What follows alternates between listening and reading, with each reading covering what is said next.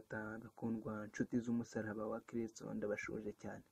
Ndabashimira kuba mumpaye akanya witeka w'umugisha. Munyemerere tuganire ku ijambo rivuga ngo kuva mu ruzerero. Ahangaha mureke dusome ijambo riboneka mu Itangiriro 47 umurongo wa 8 kugera kwa 9. Haravuga ngo Farawo abaza Yakobo ati, imyaka y'ubukuru bwawe ni ingahe? Yakobo asubiza Farawo ati, imyaka y'uruzerero rwanjye ni 130. Iyo myaka y'ubukuru bwanjye ibaye mikeya na mibi, ningana n'imyaka y'abasogokuruza mu minsi y'uruzerero rwawe. Ahangaha tugiye kuganira ku ijambo nk'uko nabibabwira rivuga ngo kuva mu ruzerero. Ahangaha hari inzerero eshatu tugiye kuganiraho, gusa turabihuza n'ijambo ry'Imana. Imana ibahe umugisha. Ahangaha hari uruzerero rwa mbere, hari uruzerero rwo mu bitekerezo. Ahangaha ndagira ngo buri muntu wese aze kumva uruzerero yaba ari mu rwarirwa. Uru ruzerero umuntu waba rufite ushobora kubona muri kumwe nyamara mutari kumwe. Ugasanga umuntu ari mu rusengero nyamara umutima we uri mu bibazo byo mu kazi. Bene uyu muntu arangwa n'ubwoba bwinshi, akarangwa no kuvugishwa ndetse no kuba nk'umusazi rimwe na rimwe. Urugero ni Hana, nidusoma mu rwandiko rwa mbere rwa Samweli igice cya mbere umurongo wa 14 kugera kwa 15. Ahangaha bene uyu muntu nubwo asenga ariko usanga umutima uri kure.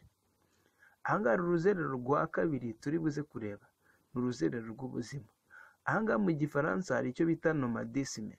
Ahangaha iyo tuvuze nomadisme ni umuntu uhora ugenda yimuka, kontere yabyo ni sedentarisme, umuntu utuye ahantu hamwe. Ahangaha turasangamo abashumba bahora bimura amahema bashaka ubwatsi cyangwa se amazi. Ahangaha urugero nabaha umugabo bita Aburahamu na Loti, nidusoma mu Itangiriro 13 turasanga barabayemo mu ruzerero, baza no gutandukana kubera impamvu z'ubwatsi. Ahangaha rero inzara ishobora gutera uruzerero. Iyo dusomye mu gitabo cy'Itangiriro 20 umurongo wa 13 dusanga umugabo bita Aburahamu yari yahunze inzara ubwo yihakanaga ko Sara ari umugore we. Itangiriro 26 umurongo wa 6 naho hakavuga ko Abimeleki yacyuye Rebeka, icyo gihe bari bahunze inzara nabwo. Itangiriro 46 rero tuzasanga Yakobo n'umuryango we barahungiye inzara muri Egiputa. Uruzerero rwa gatatu rero tugiye kureba ni uruzerero rwo mu mwuka. Ahangaha ni igihe umuntu yavuye mu gakiza adakijijwe se cyangwa se ajaraja mu gakiza.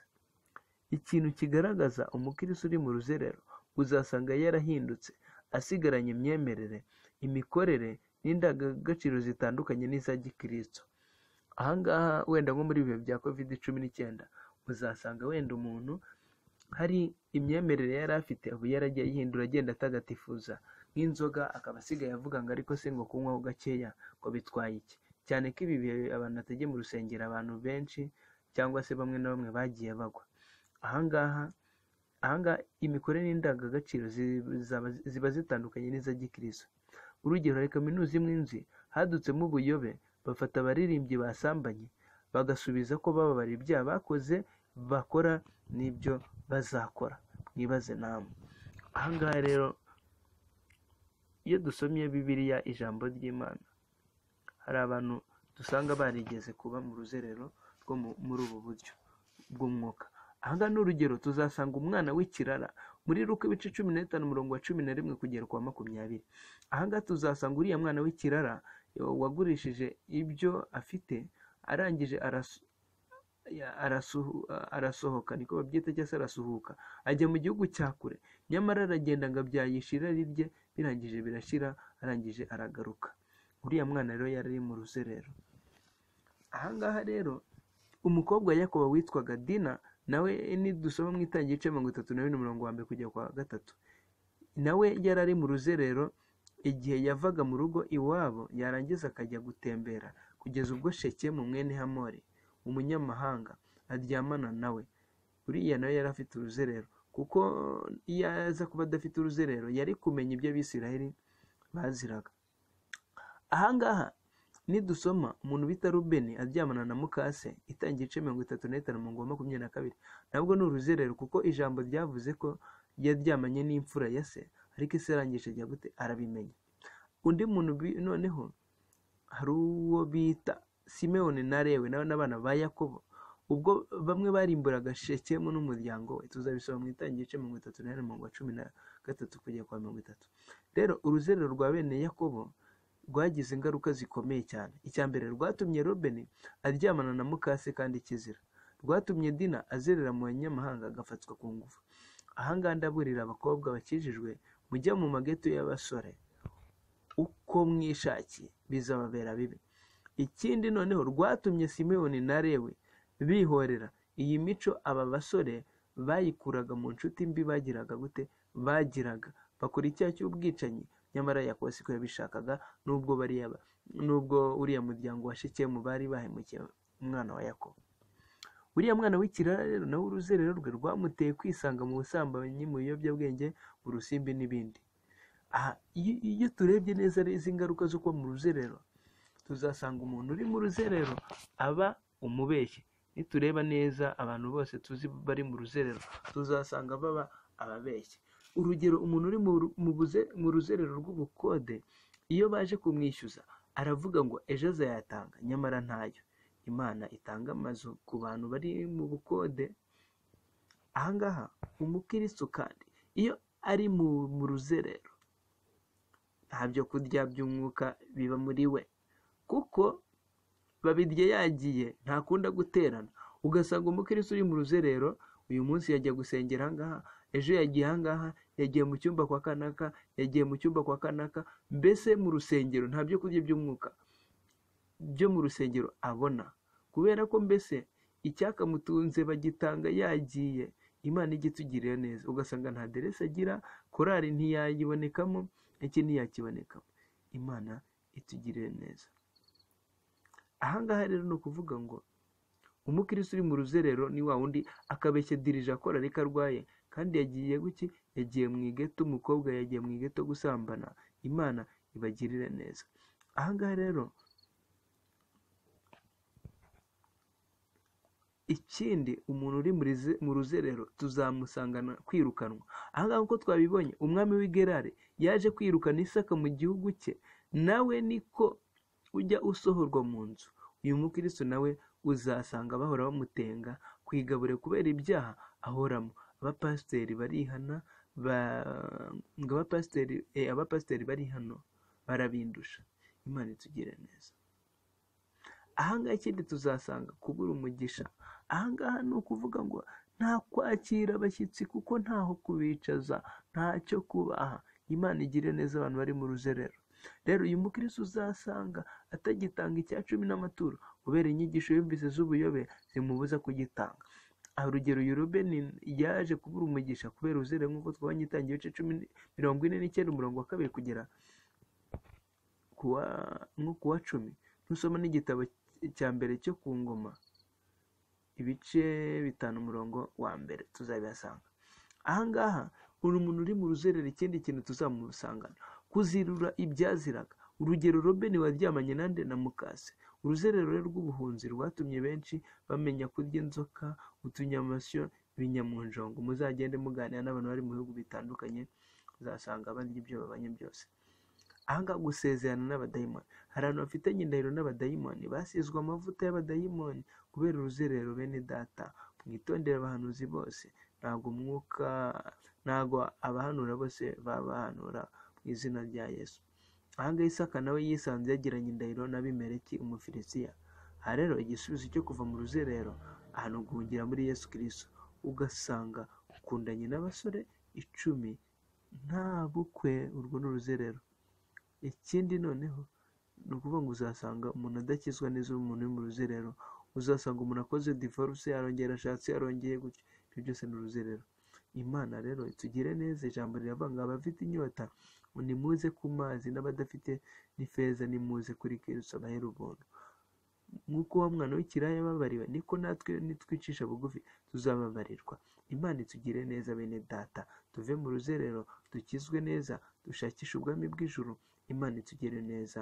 Yari mwene so Obededom Froduwari, Umurage Community. Turabakunda. Shalom, shalom, shalom. Ushaka kwifatanya natwe watwandikira kuri 0728 37 7. 52 tukagufasha. Amen. Bene data bakundwa, nshuti z'umusaraba wa Kristo, ndabashuje cyane. Ndabashimira kuba mu mayakanya witeka w'umugisha. Munyemerere tuganire ku ijambo rivuga ngo kuva mu ruzerero. Ahangaha mureke dusome ijambo riboneka mu Itangiriro 47 umurongo wa 8 kugera kwa 9. Haravuga ngo Farawo abaza Yakobo ati, imyaka y'ubukuru bwawe ni ingahe? Yakobo asubiza Farawo ati, imyaka y'uruzerero rwanjye ni 130. Iyo myaka y'ubukuru bwanjye ibaye mikeya na mibi, ningana n'imyaka y'abasogokuruza mu minsi y'uruzerero rwawe. Ahangaha tugiye kuganira ku ijambo nk'uko nabibabwira rivuga ngo kuva mu ruzerero. Ahangaha hari inzerero 3 tugiye kuganiraho, gusa turabihuza n'ijambo ry'Imana. Imana ibahe umugisha. Ahangaha hari uruzerero rwa mbere, hari uruzerero rwo mu bitekerezo. Ahangaha ndagira ngo buri muntu wese aze kumva uruzerero yaba ari mu rwarirwa. Uru ruzerero umuntu waba rufite ushobora kubona muri kumwe nyamara mutari kumwe, ugasanga umuntu ari mu rusengero nyamara umutima we uri mu bibazo byo mu kazi. Bene uyu muntu arangwa n'ubwoba bwinshi, akarangwa no kuvugishwa ndetse no kuba nk'umusazi rimwe na rimwe. Urugero ni Hana, nidusoma mu rwandiko rwa mbere rwa Samweli igice cya mbere umurongo wa 14 kugera ku wa 15. Ahangaha bene uyu muntu nubwo asenga ariko usanga umutima uri kure. Ahangaha uruzerero rwa kabiri turi buze kureba ni uruzerero rw'ubuzima. Ahangaha mu gifaransa hari icyo bita nomadisme. Ahangaha iyo tuvuze nomadisme ni umuntu uhora ugenda yimuka, kontere yabyo ni sedentarism, umuntu utuye ahantu hamwe. Ahangaha turasangamo abashumba bahora bimura amahema bashaka ubwatsi cyangwa se amazi. Ahangaha urugero nabaha umugabo bita Aburahamu na Loti, nidusoma mu Itangiriro 13 turasanga barabayemo mu ruzerero, baza no gutandukana kubera impamvu z'ubwatsi. Ahangaha rero inzara ishobora gutera uruzerero. Iyo dusomye mu gitabo cy'Itangiriro ibice 20 umurongo wa 13 dusanga umugabo bita Aburahamu yari yahunze inzara ubwo yihakanaga ko Sara ari umugore we. Itangiriro 26 umurongo wa 6 naho hakavuga ko Abimeleki yacyuye Rebeka, icyo gihe bari bahunze inzara nabwo. Itangiriro 46 rero tuzasanga Yakobo n'umuryango we barahungiye inzara muri Egiputa. Uruzerero rwa gatatu rero tugiye kurebaho ni uruzerero rwo mu mwuka. Ahangaha ni igihe umuntu yavuye mu gakiza adakijijwe se cyangwa se ajaraja mu gakiza. Ikintu kigaragaza umukristo uri mu ruzerero uzasanga yarahindutse, asigaranye imyemerere, imikorere n'indangagaciro zitandukanye n'iza gikristo. Ahangaha wenda nko muri ibihe bya COVID-19 uzasanga wenda umuntu hari imyemerere yari afite ubu yaragiye yihindura, agenda atagatifuza nk'inzoga, akaba asigaye avuga ngo ariko se ngo kunywaho gakeya ngo bitwaye iki, cyane ko ibi bihe abantu batajya mu rusengero abantu benshi cyangwa se bamwe na bamwe bagiye bagwa. Ahangaha imikorere n'indangagaciro ziba zitandukanye n'iza gikristo. Urugero, hari kaminuza imwe nzi hadutsemo ubuyobe, bafata abaririmbyi basambanye bagasubiza ko bababara ibyaha bakoze, bakora n'ibyo bazakora. Mwibaze namwe. Ahangaha rero iyo dusomye bibilia, ijambo ry'Imana, hari abantu dusanga barigeze kuba mu ruzerero rwo muri ubu buryo bw'umwuka. Ahangaha n'urugero tuzasanga umwana w'ikirara muri Luka ibice 15 umurongo wa 11 kugera ku wa 20. Ahangaha tuzasanga uriya mwana w'ikirara wagurishije ibyo afite, arangije arasohoka, niko babyita, cyangwa se arasuhuka ajya mu gihugu cya kure, nyamara aragenda ngo abyayishe irari rye, birangije birashira, arangije aragaruka. Uriya mwana rero yari mu ruzerero. Ahangaha rero umukobwa Yakobo witwaga Dina, nawe nidusoma mu Itangiriro 32 umurongo wa 1 kujya kwa 3, nawe yari ari mu ruzerero igihe yavaga mu rugo iwabo yarangiza akajya gutembera, kugeza ubwo Shekemu mwene Hamori umunyamahanga aryamana nawe. Uriya nawe yari afite uruzerero, kuko iyo aza kuba adafite uruzerero yari kumenya ibyo Abisiraheli baziraga. Ahangaha nidusoma umuntu bita Rubeni aryamana na mukase, Itangiriro 35 umurongo wa 22, nabwo ni uruzerero, kuko ijambo ryavuze ko yaryamanye n'imfura ya se, ariko ise arangije ajya gute arabimenya. Undi muntu noneho hari uwo bita Simewoni na Lewi n'abana ba Yakobo, ubwo bamwe barimburaga Shekemu n'umuryango we. Tuzabisoma mu Itangiriro igice 38 umurongo wa 13 kugera kwa 30. Rero uruzerero rwa bene Yakobo rwagize ingaruka zikomeye cyane. Icya mbere, rwatumye Robeni aryamana na mukase kandi kizira. Rwatumye Dina azerera mu banyamahanga agafatwa ku ngufu. Ahangaha ndaburira abakobwa bakijijwe, mujya mu mageto y'abasore uko mwishakiye, bizababera bibi. Ikindi noneho, rwatumye Simewoni na Lewi bihorera. Iyi mico aba basore bayikuraga mu nshuti mbi bagiraga gute bagiraga, bakora icyaha cy'ubwicanyi. Nyamara Yakobo siko yabishakaga, nubwo uriya muryango wa Shekemu bari bahemukiye umwana wa Yakobo. Uriya mwana w'ikirara rero nawe uruzerero rwe rwamuteye kwisanga mu busambanyi, mu biyobyabwenge, mu rusimbi n'ibindi. Aha iyo turebye neza izi ngaruka zo kuba mu ruzerero, tuzasanga umuntu uri mu ruzerero aba umubeshyi. Nitureba neza abantu bose tuzi bari mu ruzerero, tuzasanga baba ababeshyi. Urugero, umuntu uri mu ruzerero rw'ubukode, iyo baje kumwishyuza aravuga ngo ejo azayatanga, nyamara ntayo. Imana itanga amazu ku bantu bari mu bukode. Ahangaha umukristo kandi iyo ari mu ruzerero, nta byo kurya by'umwuka biba muri we, kuko babirya yagiye, ntakunda guterana.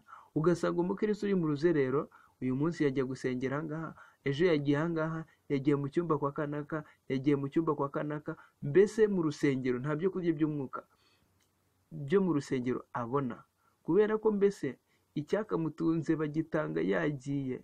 Imana ijya itugirira neza, ugasanga nta derese agira, korari ntiyayibonekamo, iki ntiyakibonekamo. Imana itugirire neza. Ahangaha rero ni ukuvuga ngo umukristo uri mu ruzerero ni wa wundi akabeshya dirije akora ariko arwaye, kandi yagiye guki, yagiye mu igeto. Umukobwa yagiye mu igeto gusambana. Imana ibagirire neza. Ahangaha rero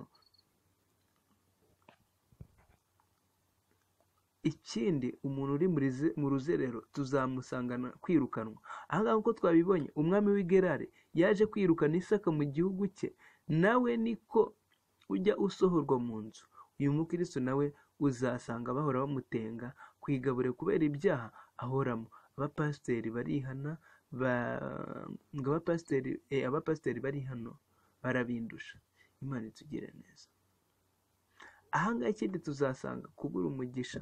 Ahangaha ni ukuvuga ngo nta kwakira abashyitsi, kuko ntaho kubicaza, ntacyo kubaha. Imana igire neza abantu bari mu ruzerero. Rero uyu mukristo uzasanga atagitanga icya 10 n'amaturo kubera inyigisho yumvise z'ubuyobe zimubuza kugitanga. Urugero, Robeni yaje kubura umugisha kubera uruzerero, nk'uko twabonye Itangiriro igice 49 umurongo wa 2 kugera ku wa 10. Nusoma n'igitabo cya mbere cyo ku Ngoma ibice 5 umurongo wa 1 tuzabihasanga.